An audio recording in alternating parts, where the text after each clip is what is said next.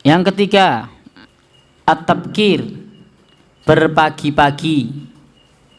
Cara kulonan gasik, cara kene meruput. Gimana Pak? Oh dari ngadzan. Ya enggak apa-apa, karena sunahnya itu tabkir, meruput. Adz-dzihabu ilaiha qabla dukhuli waqtiha. Jadi pergi ke masjid sebelum masuk waktunya. Memang dianjurkan sebelum masuk waktunya sudah sampai. Dereng manjing sampun dumugi wonten ing masjid. Itu idealnya begitu. Tapi kalau di tempat kita sering menjumpai di beberapa masjid, termasuk saya sendiri ketika khotib di beberapa masjid itu kadang kaget. Pas ke sana orangnya baru berapa biji. Nah, kok berapa biji, berapa orang?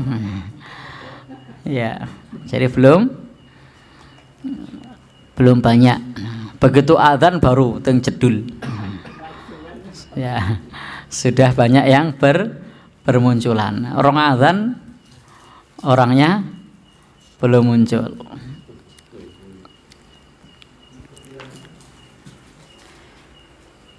Maka kalau kita bisa summa raha fi sa'atil ula faka'annama qarraba badanah. Kalau pergi ke masjid pada saat gelombang yang pertama, pahalanya seperti kurban unta. Nah, ini gelombang pertama. Maka beruntunglah yang bisa gelombang pertama, karena nyun sewu pahalanya koyo-koyo kurban unta. Tapi kalau di satu tempat dengan tempat lain gelombang pertamanya bisa beda. Di masjid yang sepi walaupun saraf adzan saya gelombang pertama. Ya dia beruntung juga karena masih gelombang pertama. Wa man raha fi sa'ati tsaniyah, sinten mawon ingkang tindak wonten ing masjid pada gelombang yang kedua, maka fakaan nama qarraba baqarah, kaya-kaya kurban nganggo sapi. Nah, sapinya ini sapi betina ya, baqaratun ini. Jadi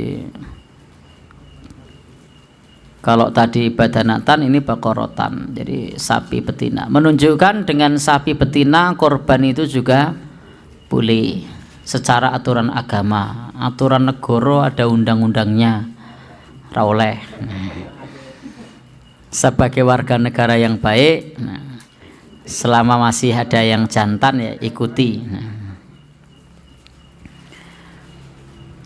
Salah singipun wa man raha fi sa'ati tsalisah, yang pergi pada gelombang yang ketiga, faka'an nama qarraba kabshan akron, maka seperti berkorban dengan kambing yang bertanduk. Nah, jadi seperti kambing yang berkorban dengan kambing yang bertanduk, kambing kibas yang besar. Nah, itu gelombang yang ketiga. Kemudian yang berikutnya fi sa'ati rabi'ah, pada gelombang yang keempat, faka'an nama qarraba dajajah, seperti berkorban dengan seekor ayam. Nah, pitik. Saya cilik. Jadi ya per kambing tadi, kambing terus pitik. Nah, ini adalah ilustrasi dari Nabi Shallallahu Alaihi Wasallam, perbandingan pahala yang pertama dengan gelombang yang keempat. Itu sudah jauh itu. Itu kalau wujud gitu yang pertama pasti penuh itu. Ya, itu kalau onta misalnya berapa juta?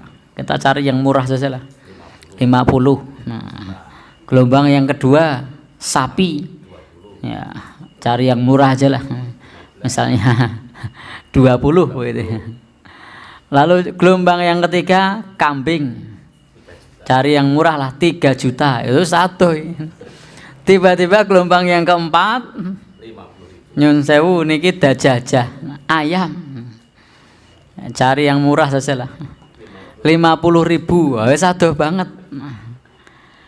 Dan gelombang yang kelima, fakaan nama qarraba baytoh, seolah-olah berkorban telur 2.000.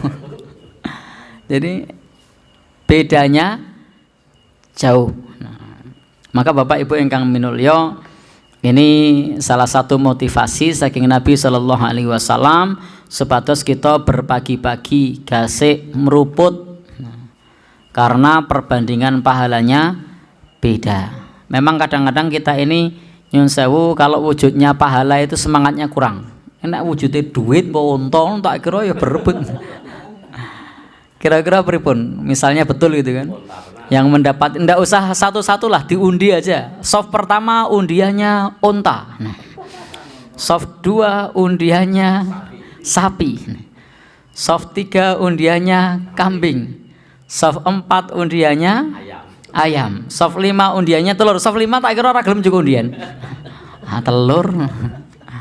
Ini cuma ilustrasi ya dari saya, karena Nabi tadi memberikan ilustrasi gelombang 1 sampai gelombang 5. Kalau yang undian tadi hanya ilustrasi saja dari kami. Artinya Bapak Ibu ingkang dipun mulyakaken Allah Subhanahu wa taala, itu ketimpangan yang besar. Allah memberikan reward, balasan yang setimpal dengan mau berpagi-pagi. Fa idza kharajal imam hadaratil malaikah yastami'una dzikra. Kalau imam sudah hadir, maksudnya imam sampun naik mimbar, maka malaikat itu ikut mendengarkan khutbah. Jadi malaikat ikut mendengarkan khutbah. Termasuk ada malaikat yang biasa mencatat. Jadi ada tugas malaikat niku mencatat orang yang hadir sholat Jumat. Jadi kalau khotib sudah naik mimbar, itu sudah tidak masuk catatan malaikat yang nunggu masjid pada saat sholat Jumat. Tapi jangan lupa masih ada malaikat lain, raqib dan atid. Nah, jadi jangan ampun wah wis ra catat ini mending turu wae. Jadi raqib atidnya ini 24 jam. Loh tadi ditutup katanya catatannya, itu sik nunggu masjid. Nah, kalau raqib atidnya ndak ada ditutup, le nutup so nek wis mati. Nah, orang mati ora ditutup. Nah, masih dicatat terus sebab illa ladaihi raqibun atid. Saben kita menika wonten malaikat raqib, wonten malaikat atid. Sik ditutup mau malaikat sik nunggu masjid. Nah,